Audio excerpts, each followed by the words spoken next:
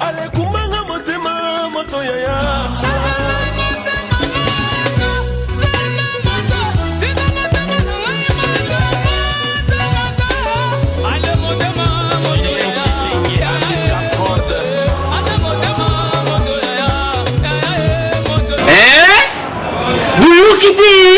Vous kaka.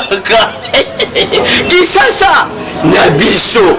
Qui est l'équipe partout? KNB. Kinshasa Nabiso. Qui est l'équipe partout? Kisasa l'équipe partout. Mikuru Mezabino, pardon. Jima Sala Yolo Ratarate. Yana Ben Agayo. Jimmy Mukende. Oumela. Manakin. Kebana Jago Zapé. So Koutenango. KNB Téléma. KNB Téléma qui chasse l'équipe partout. Jimmy Mukendi. Oumela. KNB ko Zapé. So Koutenango. Tchèque au Vandi. Fidèle au téléspectateur et à magazine KNB Kinshasa Nabiso. Bienvenue dans le numéro 1 et à magazine Nabiso. Approche et à voyante bulgare Oyo. A Koufaki depuis 1996, Babinisi prophétique que l'Union européenne est pour s'effondrer et ce sera suivi d'une guerre mondiale. Selon une certaine presse, la voyante bulgare Vanga aurait annoncé l'effondrement prochain de l'Union européenne. Cela sera suivi d'une guerre, mais certains observateurs balobent que Ezande guerre mondiale en 2016. Oyo a prédire. De son vrai nom, Vangelia Pandeva Dimitrova Di Baba Vanga est morte en 1996. Mais à Sakolaka Makambu est belé avant Akufa Lokola. Attentat il y a le 11 septembre 2001 na tsunami ya 2004. Mais pour na 2007 selon Batu Oyo bakroya kana ba prophétie na ye que annonça Obama à cause de la président ya Souka na histoire ya États-Unis. Selon le journal Montréal. Yako kamwa eza que Madame Vanga azalaka analphabète akoma ata prophétie moko te mais ba fanatique na ye neti kaka ba koma ko profiter pona ko kotisa batu tchuki na likambu ya début ya guerre mondiale na 2010 pendant 4 ans oyo esalemati. Lisusu na hémisphère nord selon ba prophétie na ye pona 2011 que ni végétation ni banyama elinga kezala. Prophétie contredite par l'inspecteur viral Oyo a confirmé la présence y a écureuil na hémisphère nord. Donc, ma solo ya guerre mondiale na 2016 Oyo ekobanda na Europe d'après prophétie à Madame Vanga Oyo azam Congo te me bulgare eza makambu ya lelo te. Po basi ba annonça yango na 2010. Keba ekoki pe kozala vusi neti kaka calendrier wana Oyo beta fin du monde na 2016. Pona makambu ya ba prophétie oyo tokoyoka ya minene donc qui vivra verra. Batu mingi bazozala ba victime ya ba anarcheur sur internet ba rotindelo message pour dire que yé moyen accéder na ba bien na ezati yo tina numéro na ya compte bancaire. Yango tosala ki enquête pa ba kinwa ba biso soki message ya bongo ye lio na téléphone oko réagir ndenge ni.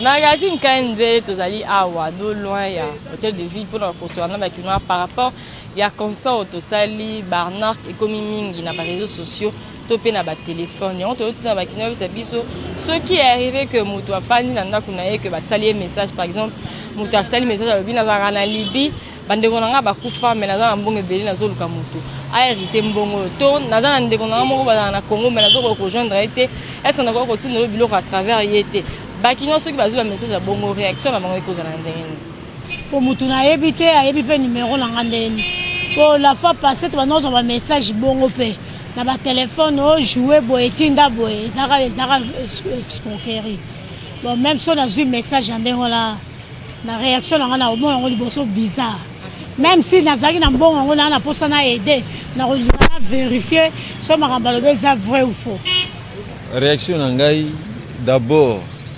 nakotala parce que ba j'ai kota na ba biloko wana mingi mosusu omona ba bwaki eloko moko tant holandeli c'est pas vrai justement pour la déranger yo mosusu admettons que eza ya solo oza moto o examiner ce que trouver que ça fondé il faut landa sur procédure namboka na ye wana est-ce que bato o bakoki ko hériter yango bazate nde aponi yo bon ye peut-être assez akufi bien na akufi te nde asali nini wana. Bon, premièrement na omona on loucha.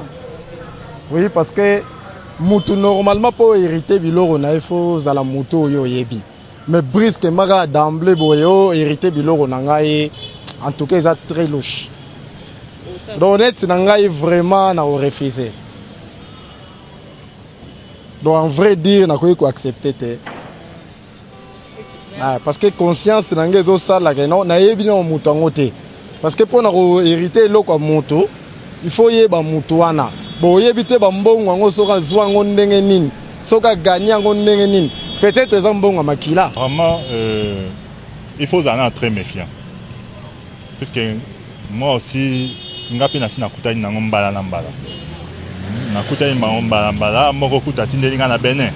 Abiki atindeli ndeko na ye aza canadien atindeli ndeko na Benin biloko ndeko na banda ko bela a voyager même ta récupérer biloko ngo azate na ça l'effort na récupérer biloko ngo. Je crois que ezali barnaque na escroquerie oyo komi koleka mikolo na internet.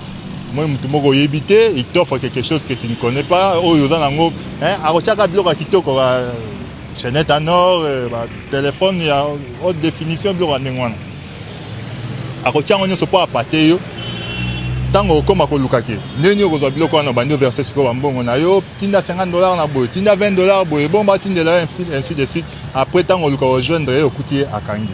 Donc ça nango ka escroquerie moko boya sika ebimi bolandi wana ndenge bakino balobi c'est-à-dire que bakino nyonso si bafongola misu bakino o non ba éviter sengeli boye bake barnaque ezo salema mingi à travers internet à travers ba téléphone au fanda bo basali au message mutu moko par exemple la fana na Libye bande ko nanga nyonso bakufa ngape peut-être na omna 96 ans na za mbongo belé mais nazo luka mutu héritango au moment la ponika kayo yo soki omoni ki peut-être chiffre wana et ça lui au trouble soki omoni peut-être a bisiki daza peut-être ba millions ya kopesa yo. So comme on dit que Masolambong ça la comme ça et face à ta message on a pour le cadeau bon on a téléphone sinon tu auras retomber na piège on a parce que escroquerie na narc et comme ma kasi na mboka na biso sengeli bo fona miso Kinshasa et l'équipe. Concernant quand sali basi mingi ya mabala o bafana na lopango ya famille mingi bazara toujours ba sujet ya ba problème. Ezaki mwasi donc basi pas baza simba pinate mwasi aleki mwasi ayaya basemeki donc et aussi mbate po yo bali wana mwasi no cheyo leki no do monde yo do pesa mwasi no mbongo ebele pourtant so do pesa no mwasi mbongo tenso pe dia boluka po bon ça foi na bino ya monde yo do pesa po mwasi wana côté akena pas jo na so semeka na la 40 ba créer ka mo abilo moko boye. On comprend que ça problème d'abord il y a éducation. C'est belé baza vraiment l'éducation ya malamté. Parce que sorry bana oyo na bana mususu bakei baswani. Donc et comment est-ce que problème ba parents, faut que ba parents pe ba kota na kati, ba na pe ko swana mais pour éviter ba dekawan, il faut qu'on pekisa. On pekisi bango pekisi mo comme non. Kokena sous pas na kuna te pe ça ouais ça pona mambo ko éviter ba problème mengo ezaki na bokabwani obia basemeki ba mibali ba ojuse bango mabete pona soki ba yebi nzambe boyokanya ekozala pona baza bambanda te ba o abali leki wa abali yaya baza lokola basali kwa famille ba ekokutana mais nakoloba mibali nde mutu baki kofanisa ba malamu pona bate ya bango malamu pour watu eza pe pona bakabola mibali na bango so boyoka eza basi na basi te eza pour bakabola mibali na bango. Tinda photo na yo en mode selfie kanga photo buka kingo seka moke gagner ton tinda yango na page Facebook Kinshasa na biso KNB. La photo to seka moke buka kingo écoute idée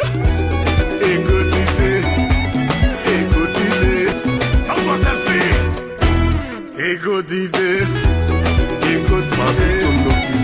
la photo, tout c'est comme ok, Buka Kingo, ego d'idée,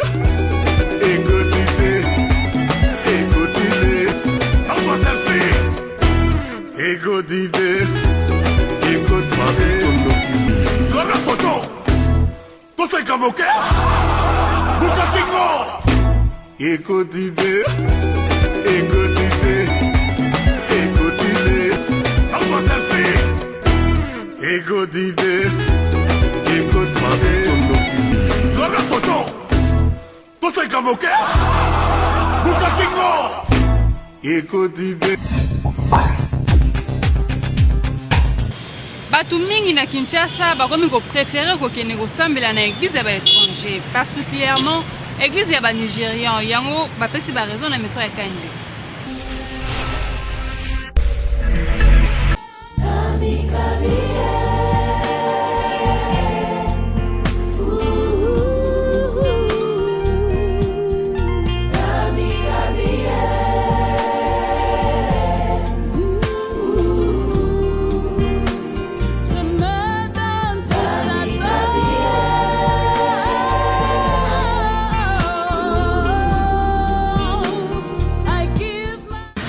magazine tosali constamment kokela kinois mingi likolo bakama kopréféré kokende pa bapasteur oyo baza bapasteur étranger en particulier bapasteur nigérien yango tokiteki na terrain mpona kozwala bakinois bayesa biso raison nini ezosala ke bapoya bapasteur na biso po bakende pa bapasteur. Comme on dit, nul n'est prophète chez soi. Moto bamonaki ndenge botami akoli lelo abino je suis pasteur. Alors les gens ont cette crise là, donc baza na confiance na été vraiment. Et surtout si ils ont connu son passé et que le passé n'a peut-être bien été, mais les gens ne peuvent pas arriver à comprendre que Paul il était mauvais après à convertir. Ça c'est la première raison. La deuxième raison est un problème de comportement dans les Congolais, on peut dire d'une manière générale. Tout ça a bonne preste. Au monde congolais, il y a beaucoup d'églises qui se créent. Tozo Sambela, mais quand on essaie de comparer la vie ya bateau, na façon ya prier, il n'y a pas de concordance. Bon, bateau belé ba comme ko préféré ko sambela na l'église ya ba étrangers en général et particulièrement ba nigériens, c'est parce que objectif il y a mingi ya bateau bazo ki na l'église ezali ko sambela nzambe te. Ezali nde ko satisfaire ba besoin na bango non étanché na ba avoir matériel. Comme na l'église wana ba pasteur wana baza ko prêcher prospérité matérielle et que ce qui a sambeli automatiquement aux na résultat ou ko satisfaire besoin na yo. C'est pourquoi les gens accourent. Curieusement, tout le monde qui y va, ce n'est pas tout le monde qui a trouvé satisfaction. Donc poursuite il y a 20 kaka. Ba kei kaka loyenge po ayoki et tout mais batouana baba commerçant balongwe mboka na bango ti kaka évangélisation te bayebi que ça va payer et ça paye bakomi ba riche bakomi ba richard bino oza ko s'appauvrir davantage. Nazomona ke biso mingi ba congolais toza kolinga mingi kaka place bisika bazolinga kosala miracle place bazolinga bazwa ebele yango wana bazokomona bazoma place bango bazali bazomona lokola neti donc kozwa oyo bango bazozwa wana ezali mukie bazokondo koluka place bango bazozwa ebele neti ngai nazali na nga chrétien catholique mais nazaka na confiance kaka na sango na ngai nazaka na confiance na évêque na biso mais mingi tozolinga mingi l'envie posa wana nazwa mbongo ebele yango bazokende kuna po bazwa mbongo te amoni ke soka ye place na koloba kaka amen ofele mais kuna soka aselisa osala nini azwa quelque chose mbongo na ye asali nango baposa na ye soit allié soit alati pasteur muto azomona pasteur auti soit Nigeria soit mboka mosusu alandi ye wana eza ba sentiment ya nzoto azomona ke nona kende donc croyant peut-être amusuye ke o wana kunanda koza sorte na nguya koza sorte ke eta muso ayoka na télévision amona e sorte wapi mais ba pasteur on peut to mona ba télévision na ba sa makambo ebele donc aza beaucoup plus na confiance à papa nanga père spirituel nanga aza confiance ne makasi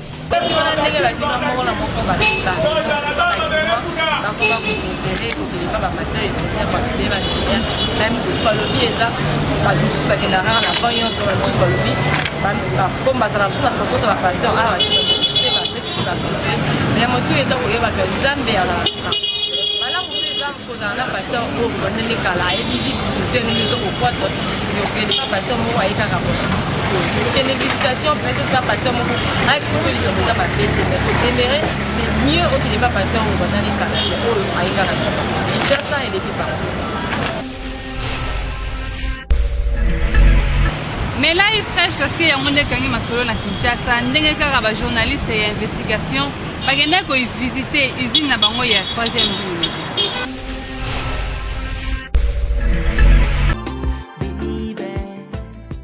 Mokolo ya samedi 29 juillet 2016 et comme date oyo marqué à jamais via ba agent ya UFRESH oyo bayambi délégation ya quelques journalistes d'investigation ya presse écrite bakitaki na 14e rue Lumete na usine ya UFRESH pour vérifier ba rumeur nyonso oyo elobamaka na ba détracteur ya UFRESH oyo baza komela pe mana impact UFRESH eza nango na terrain. Tango bakoti babandi vérification ba journaliste comme 4e pouvoir et première puissance bakamwe komona que UFRESH eza en ordre na ba document nyonso pe eza ko respecter ba normes requises pour la fabrication et lesquelles ba journaliste pour na nini motema mabe ya boye bakoka kite ko bomba ba sentiment na bango balobi boye.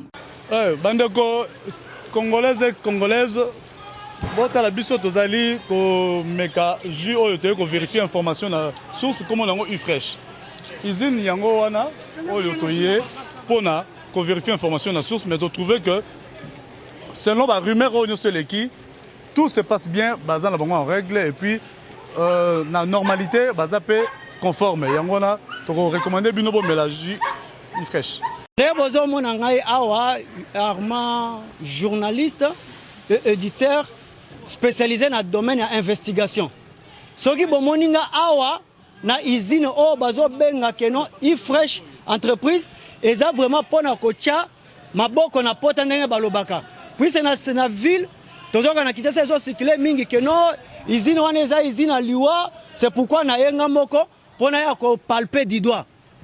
Na palper du doigt na mwende bozo mona oyo bakomea ngonini UFRESH na yoki penza vraiment goût moko ya bien eza biloko moko ya bien na sengi bino bolande boyoka biyoka yokate bomela boko sepela eza nango bien na esengo wana ya komona bapandisango koya na usine na bango après mauvaise campagne ya bato UFRESH atia KO na terrain ba agent balobaki boye bapanzaki UFRESH sangwa mabe kasi lelo nzamba tinde biso bato wango na makolo na biso yango wana aza kopesa conseil na bamama nyonso mwana soki azokende classe kobanga te zwa ji UFRESH pesa ye akende yango amela na ekole lelo touti koyamba bajournaliste bino moko bomoni bazwaki bakwiti information moko boye concernant UFRESH keza sous mabe mais bango moko badi sur terrain nasi bomoni na baimage nde batémoigne UFRESH oyo eza produit ezoboma te ezosala ba norme nyonso ya OCC bo consommer bana ba mama équipé génération T. Et si li botika na bino bilobela po UFRESH e bomaka te pesa nuisible na santé te bo luka bo bakisa goût au lieu ya bilobela na makambo ya UFRESH. Ba journaliste bandimi déjà match esili.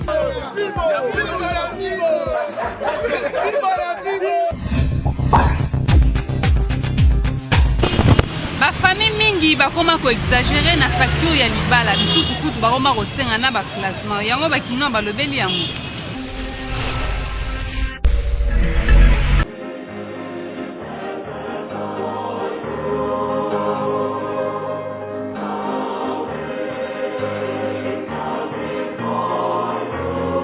Eza batu bazolanda baolanda évolution moko boye donc makamu moko boye eza na page mais sans tenir compte ya ko se référer na coutume na bango parce que coutume eza mabeti coutume il faut ko landela coutume koto sa coutume mais biso en principe to iniaka ne coutume na biso mais en soi coutume eza mabeti mais yango ba conséquence to kuta ngo lelo po libala net na Kinshasa po bala c'est tout un problème. Yebisanga jeune garçon zo sala tazo asara disons cop moko boy na zandu to nini timbula ni na ko bala bosengie facture $1000 pesa groupe électrogène pesa écran plasma pesa congélateur pesa ntia kangisa biloko wana yango zo mona conséquence lelo zaka yaka to fanda ba parents na biso lelo ba exagérer te or batala ndenge bango lobi batambolaki et ba sala pona ba bana na bango pe lelo libala eza symbole symbole oyo baka ki non abalisi mwana na ngai c'est tout po libala ndenge oto ndimbola na ebandeli awa eza eloko ya symbole famille mibale nanu bakutani baboti basololi baye bapesi droit ya mwasi po aya libala mais na ntango bakoko na biso bacongélateur ezalaki te groupe électrogène ezalaki te babiloko ebele bakoma osenga na baordinateur ezalaki te babanda osengaka mwa likonga mwa mungwa bon omoni tozali ana mokili toza na bamers ebele bato na bato baa na mers na bango neti nayebi epa na biso bamusulman ezalaka dot moto asengaka dot oyo baobala ye babengi yango mari eza mwasi akokolobake ndenge mobali na ngai alingi nganga mpe nalingi ye na préféré asombelanga ta eloko litoi moko mususu mpe akokosenga abi asombelanga ka ne fiske lipapa l'essentiel mwasi so bopesi mobali apesi ye droit na ye libala eza consommé nakoloba boye ke nyonso ezalaki bokoko te eza ça dépend bakutime ekeseni bato na bato baza na lolenge na bango basengelaka biloko bamosusu omona akotia machine à coudre pe bamosusu omona akotia vélo ça dépend ya bakutime mais mingi tokomi ko remarquer na mboka na biso misusu ekomi kozanga pe ekomi lokoso mpona nini ke moto azangi eloko wana lingani na senga eloko wana po ke bapesa yango donc en globalité koloba kaka ke eza lokoso ni mte esala ke basenga biloko wana oke libala ezaka symbole. Oza a besoin d'élargir connaissance na yo te pose à l'expert en communication. La monture ezali déjà ko fongola ba session na west.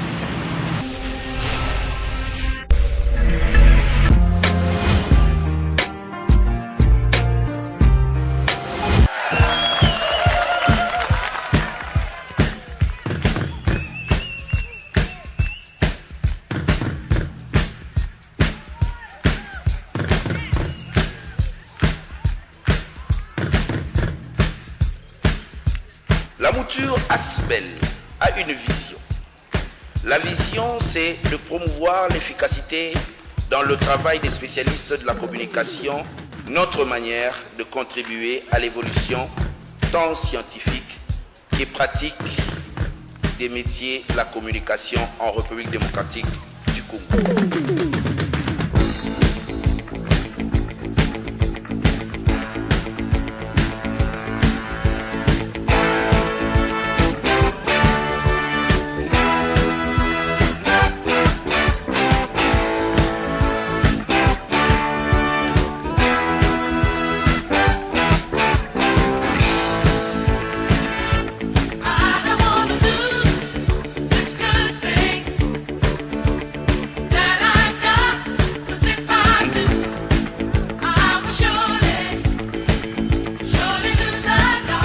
Nous sommes au numéro 2 de l'avenue Polo Maurice, référence à Ressabena sur le boulevard du 30 juin à la commune Gombe.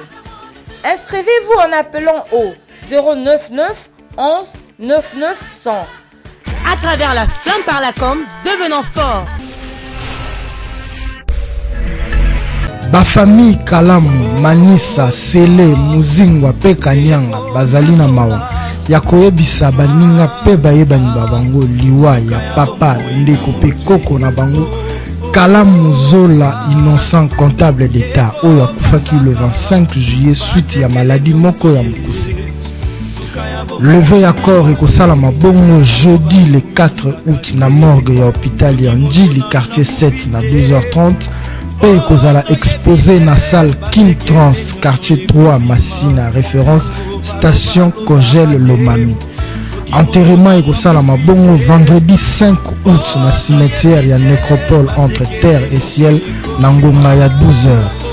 Tika ete nzoto ya Mowei epema na kimia. Bato mingi na Kinshasa bazalaka na sale habitude une fois azolia en public il faut attirer attention ya bato nyonso yango bakinois balobeli yango na micro kandi. Na Kinshasa bato mingi bazalaka na fa bayebaka kolia te mingi bazalaka baliaka mabe na sens nini omona moto azo marché mais omona ye azolia na salon moto mosusu aza mosika na chambre soit na nsima ndako me yo oza na salon ozolia bato oyo baza na nsima ndako bazoyoka façon oyo ozo marché oyoka mpena Donc ça dérange, c'est ça la racialité pe soni. Mutu msusu kutu mona azolia na batu. Oli azwa ta papier mouchoir to serviette azui apa musa misapine mais yazo ko se permettre ya ko fiba pe makasi. Donc et ça la soni nan qui est les places batu msusu bazolia. Mutu msusu pe omona ake kutu susu plus loin. Bouche pleine, mazako se permettre ya ko fungula munoko aloba pendant que biloko za na kati ya munoko. Tant mutazo tala et si ça la posa kolia. Mutu msusu pe omona azolia na batu. Au lieu de que batozoni na ba mutazana na état de santé mais ya o se permet tout monde biloko ezana munoko nae so ka lié msu se ko ezozonga na sani donc ezo génie en tout cas faut qu'on verra vraiment surtout ce qu'on ozo lié ensemble na batu en tout cas bandeko bazana comportement wana faut qu'on eba quand même savoir vivre so ko ebi ko vivre na batu eza bien parce que so ezana ba tikwana te yeba que place msu so bat banda ko éviter ko lié na yo moi so eza ba servir yo bango ba boko lia parce que oza salito ebi ko lia te donc biso ba to sala bongo to changer eza kitoko te Kinshasa et l'équipe partout.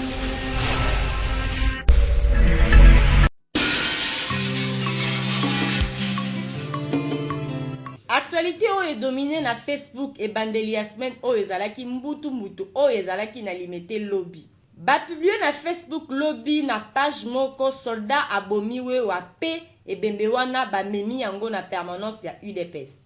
Esika nini soirée ya lobby limité kobanda 7e rue ti na 13e rue circulation ezalaki mobulu pe ba combattant mususu batumbaki ba pneu ndenge certaines personnes ba publier na ba page na bango. Actualité mususu na Facebook depuis lobby député Jekoko Mulumba oyo azalaki ko voyager lobby pour na France na jeune fille moko. Selon 2G mwana mwasi wana esi akenda Dubai na Jekoko kasi azonga te. Kaka mwasi yango na passeport britannique aye lisusu koluka kokende France. D'où bakangiye dossier ya honorable Jekoko eza transféré na tribunal po na kosamba. Ba commentaire mususu bazoloba azui po musala na ye yango wana. Kasi honorable Léon Mulumba oyo azali frère biologique na ye na page ya Ndeko Eliezer alobi que la simbisiye touche po eza coup monté. Dès août 2013, dès août 2016, 3 ans après frère Alain Moloto ya groupe Gaël akufa, ba photo na ye bimi lisusu ebele na Facebook po batu oyo ba sepelaka na musique na ye ti lelo ba sepelaka kaka koyoka yango. Tosuki sa actualité ya Facebook ya lelo photo oyo bozali komona artiste musicien ya mokili Fally Ipupa na prophète ya Nzambe Joël Francis Tatou na business class na kati avion. Bakei wapi, bauti wapi. Mais Bale Mozindo oyo a publié à lobby musicien ya swag na pasteur ya swag. Tembesili. Merci pour l'attention et fidélité. Vous allez continuer vos faire ça dans le magazine avec nous. Donc comme il a souka, donc vous avez lobby, toujours connecté, branché, scotché dans le magazine à l'UNOP KNB. Kinshasa et l'équipe.